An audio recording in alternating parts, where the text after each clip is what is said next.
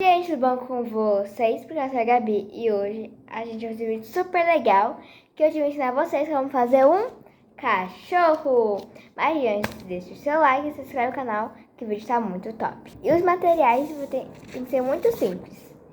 Um papel, uma tesoura e lápis para colorir e fazer o desenho. Então, vamos lá. Primeiro basta vocês fazerem assim.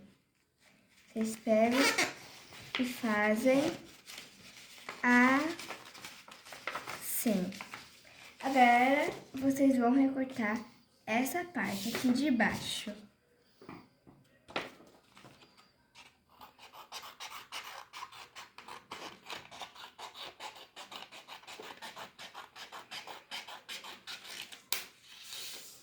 Depois disso, vocês vão pegar essa parte aqui, colocar pra baixo, depois dessa parte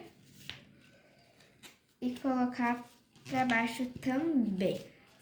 Agora vamos fazer o desenho.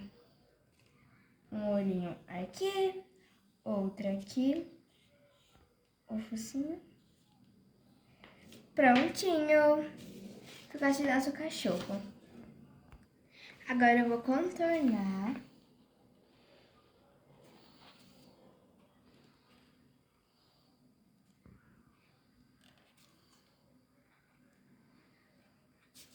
A gente faz algumas pintinhas, assim que fica na orelha.